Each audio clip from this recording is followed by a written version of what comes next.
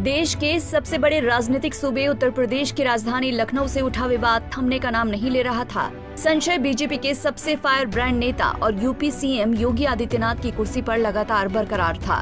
कयास लगाए जा रहे थे कि सन्यासी से सबसे बड़े राजनीतिक सूबे के सीएम बनने वाले योगी आदित्यनाथ अब लग रहा है कि कुर्सी से उतार दिए जाएंगे। लेकिन योगी अपनी इस अग्नि परीक्षा में पास हो गए हैं। जी हाँ, दिल्ली आए योगी ने सब कुछ लग रहा है कि संभाल लिया है, जिसकी एक बानगी बीजेपी उत्तर प्रदेश के एक्स हैंडल से देखने को मिली। इस अकाउंट से एक पोस्ट शेयर की गई, जिसमें लिखा गया कि प्रधानमंत्री नरेंद्र मोदी ने पार्टी मुख्यालय नई दिल्ली में बीजेपी के मुख्यमंत्रियों और उप मुख्यमंत्रियों के साथ बैठक की। इस वीडियो में पीएम नरेंद्र मोदी और प्रधानमंत्री के एक तरफ केंद्रीय रक्षा मंत्री राजनाथ सिंह और राजनाथ सिंह के ठीक बगल में यूपी सीएम योगी आदित्यनाथ बैठे दिख रहे हैं और ठीक उसी तरफ दूसरी लाइन में यूपी के दोनों डिप्टी सीएम केशव प्रसाद मौर्य और ब्रजेश पाठक खड़े दिख रहे हैं। मतलब इस वीडियो ने ये स्पष्ट संकेत दे दिए हैं कि यूपी की कमान अभी योगी के हाथों में ही रहने वाली है, जबकि इस वीडियो में और भी राज्यों के कई बीजेपी सीएम और डिप्टी सीएम बैठे या खड़े दिख रहे हैं।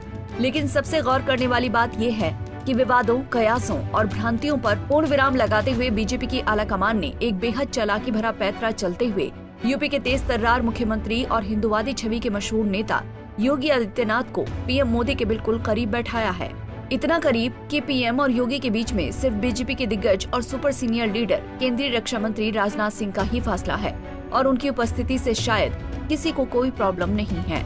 इस तस्वीर के मायने तब बिल्कुल बदल जाते जब दूसरी लाइन में एक कोने में खड़े केशव प्रसाद मौर्य और ब्रजेश पाठक पीएम मोदी के कहीं करीब बैठे होते। तब फिर योगी आदित्यनाथ की कुर्सी पर संशय अभी लगातार बना हुआ होता, क्योंकि बीती 14 जुलाई 2024 को लखनऊ में आयोजित यूपी बीजेपी कार्य समिति की बैठक से कई विवाद निकलकर सामने आए थे, जिनसे ये पता चला था कि यूपी बीजेपी और राज्य सरकार के नुमाइंदों में सब कुछ ठीक नहीं चल रहा।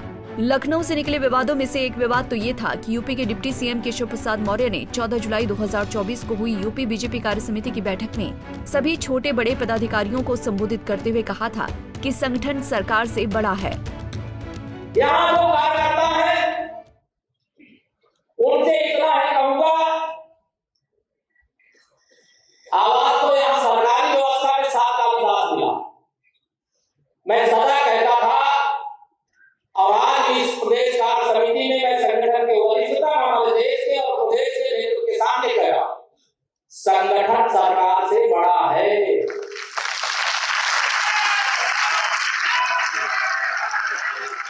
संगठन से बड़ा कोई नहीं होता है। संगठन सरकार से बड़ा है, बड़ा था, बड़ा रहेगा।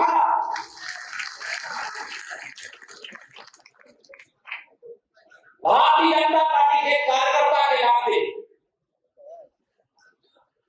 यहाँ जितने भी मंत्री परिषद के सब हमारे वरिष्ठ साथी लोग भी बैठे हैं।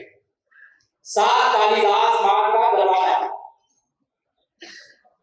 मैं अपने को मानी तावड़ी जी बैठे हैं, मानी अरुण जी बैठे हैं, हमारी रेखा बहन जी बैठी हैं, राष्ट्रीय नेतृत्व हमारे किसान मोर्चा के राष्ट्रीय अध्यक्ष जी बैठे, हमारे राष्ट्रीय मंत्री जी बैठे, सबके सामने गया।